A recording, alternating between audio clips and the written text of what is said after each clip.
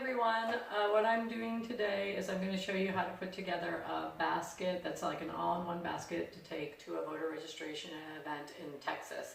I happen to be in Harris County, but I think it could really serve for any county in Texas. And what we're going to do is put everything we need in this one small, lightweight basket, but you don't have to, it could just even be a bag. So when you're going out to a voter registration event, one thing you're always going to want to have with you is your certificate that you are a volunteer deputy voter registrar in whatever county you are trying to register voters in. So that you will put on your shirt or carry in your wallet. You will have that with you. Most basic thing you need are the long form voter registration forms that you get from the tax assessor collector in your county. You can either I think order them by mail, that I'm not 100% sure of, or you can pick them up in person. The standard ones are Spanish on one side, English on the other. I always have basically several hundred of these on hand so that if somebody else needs them, I can also, another voter registrar needs them, I can hand them off.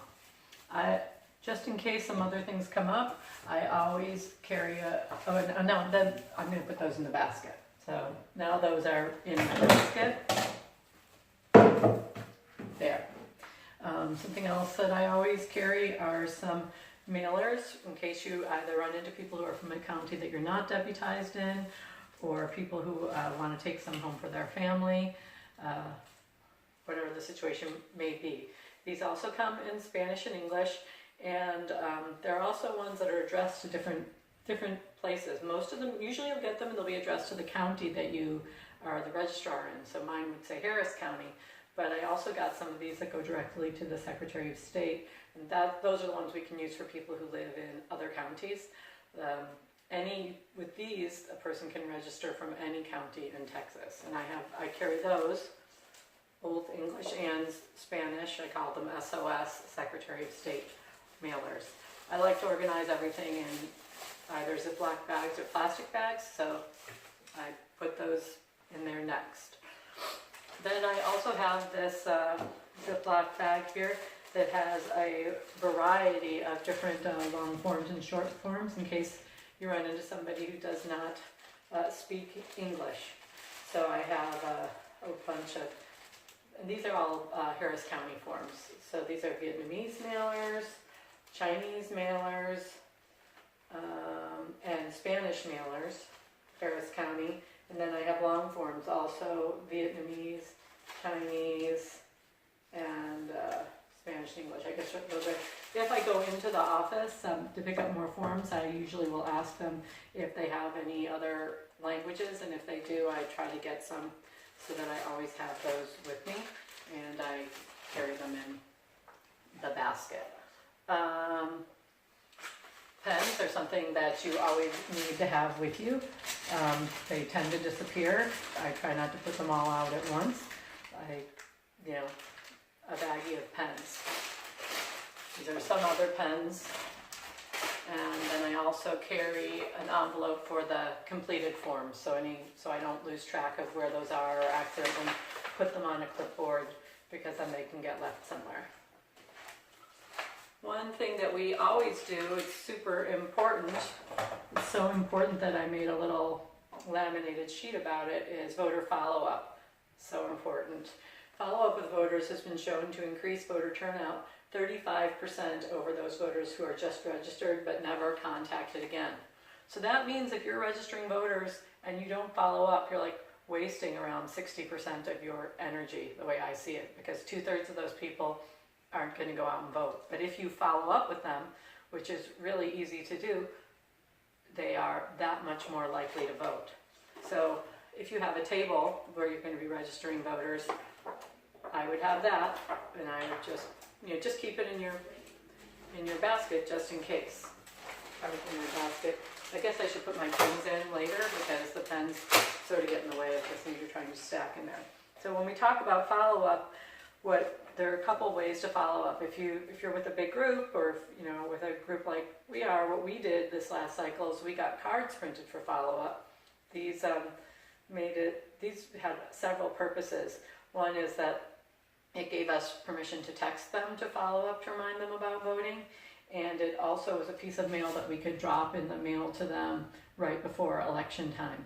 So it was a pledge to vote. On this side, this one is partisan. It's a pledge to a Democratic, and we asked for their email, their phone number, their signature that it's okay for us to text them, and then they address it to themselves.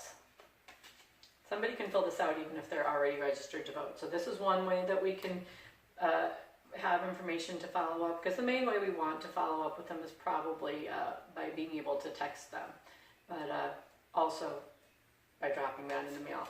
And then another one, especially if you're doing nonpartisan voter registration, which we often are. And when I say that, that doesn't mean when we're doing registration as swing left, we don't register everyone. Of course, legally, we always register anyone that comes up to us and asks to register to vote. But the pledge card happens to be partisan.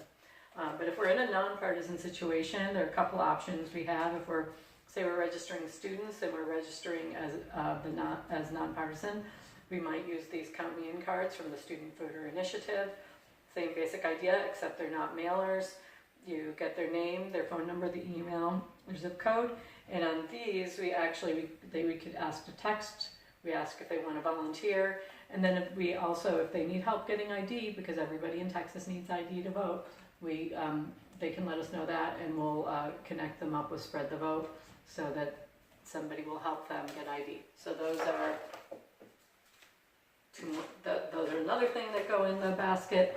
If you don't have any cards, no problem. It's really easy. You can just put any kind of piece of paper on a clipboard, and what you want is their name, their phone number, their email. Yes, I want you to follow up with me, and I think this one says volunteer. And if it's nonpartisan, you want to make sure the back of your board is nonpartisan. It's easy to just cover whatever it is up with some nice little card and Scotch tape. If you're working with a group, you can put the sticker of your group on the back of your clipboard like I did here. So it's always good to have a few little clipboards in case you don't have a table where you're going to register voters. And I put those in the basket as well.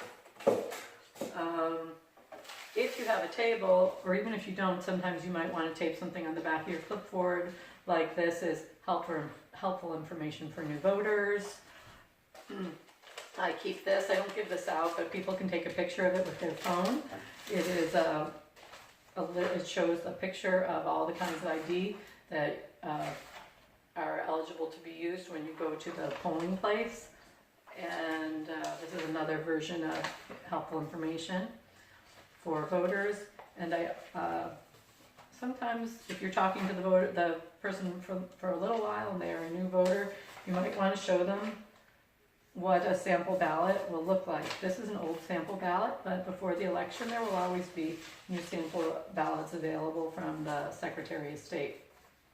And so I keep that. I just keep, you just put your little folder of the things that you like to have with you in a Ziploc, and then you toss those in the bag just like I'm doing. And one other thing I like to have is the absentee ballot. So if you run into a student and they're like, I'm going to be going to college and I'm not going to be voting, I won't be able to vote. You're like, well, if you would like to vote in your home district, fill this out and they will send you the ballot by mail, the absentee ballot.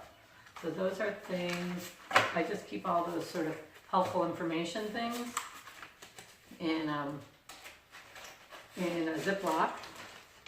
And then these are just a bunch of absentees forms, and I put those in there.